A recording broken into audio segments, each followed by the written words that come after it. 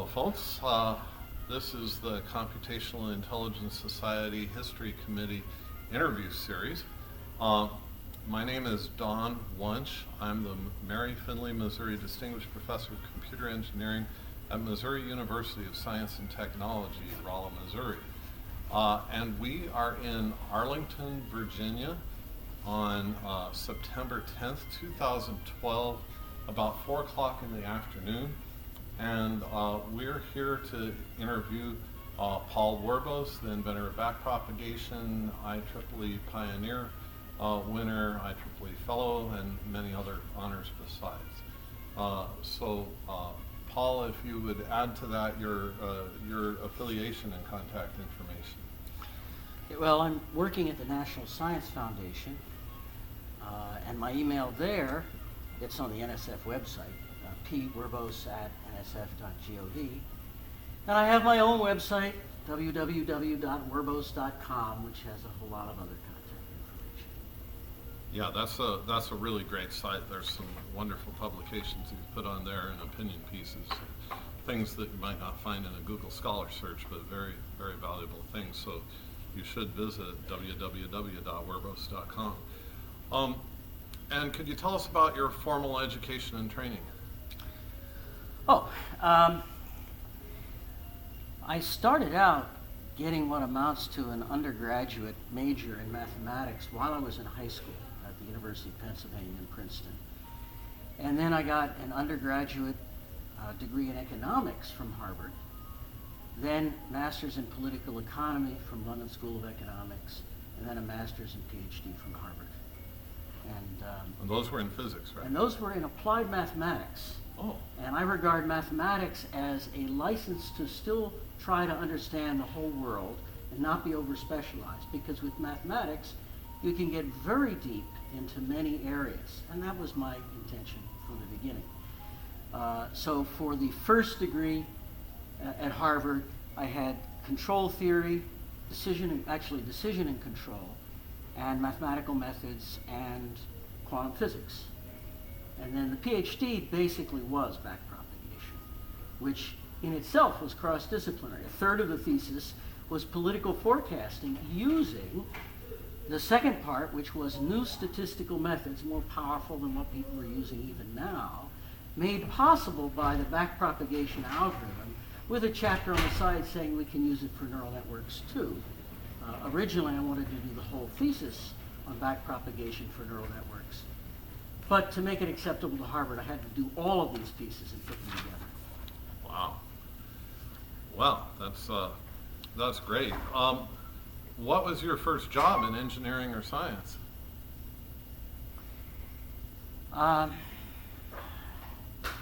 Depends on how you define it.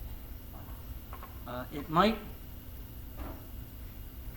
So, my first regular tenured job, my regular full-time tenure track job, was at the University of Maryland, and I was supposed to be the mathematics and methods person for a program on public policy. Now, I don't know if you call that engineering. It was mathematical methods, well, certainly it was science. optimization, statistical analysis, but, you know, public policy. What do you call it? And then after that, I moved on to the Department of Energy. And again, it was combining backpropagation was part of the job.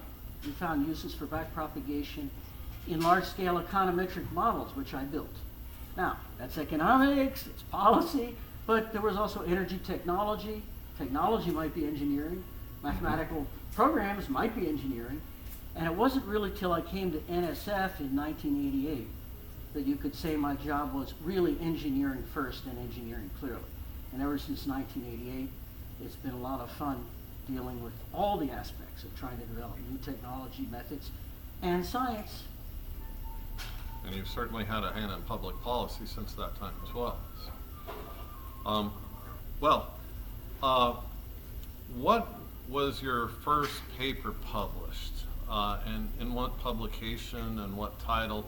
Of course, your dissertation is a very famous document. Is that the one that you would mention, or is there another publication that? If the word is first, There was a little journal called Cybernetica, based in Namur in Belgium. Uh-huh. And in 67 or 68, I have the citation on the web. In fact, the whole paper is on the web. I posted that, scanned it. That was my first publication. It was called The Elements of Intelligence. And I was beginning to see how to do a mathematical model of intelligence in the brain which could become artificial neural network intelligence. It was just the elements at that time. And it took a while to pull them together. But there were a lot of key ideas in that paper. Can that paper be found on Werbos.com? Yeah, it's Oh, up good. there. Yeah. There's a section called Mind, and there's a section called Supplemental Papers. Is that also republished in Roots of Backpropagation? No, not that one. Okay. No, not that one. And there was only one other published paper I had before the PhD thesis. And that was on the use of backwards time to reconstruct the possibility of realism in physics. It was a quantum physics paper published in Novo Cemento Letters. Wow, that's great. The backwards time concept connects to one of the concepts from my PhD as well, but that's another discussion. I guess the next answer is the same one, your first computational intelligence related paper. That would have been the Cybernetica paper, right? Yeah. Okay. What persuaded you to study science applied math? You already said, I guess, that it allows you to work on anything. Were there some other motivators? Yeah, as I look at this historically, the first question, what persuaded you to study engineering or science? I remember making up my mind when I was 8 years old. Wow. Okay? And it certainly wasn't because either of my parents urged me to. I think that all of the stuff about space and Sputnik was in the air. I'm sure that influenced me. I remember seeing Tom Corbett, on the television. But when I have to say what really pushed me over the edge, I learned I was good at math. And I found some of my mother's old math books lying around the house. And then a babysitter said she was having troubles learning algebra, and I offered to try to help her when I was 8. I didn't know what I was talking about, but I could understand her book. And she said, "You understand this better than I do." She was such a nice girl. And she left me the book. I feel I have a real debt of gratitude to her. So I learned algebra when I was 8, and after that it was just sort of one thing after another. There were also some all-about books, all about the atom, all about the stars, and they kind of excited me. And I went out and from weeding money, I bought a couple of books by Hoyle and Gamow, again when I was 8. So it just started the thing going. There wasn't any question which way I was going to go at that point.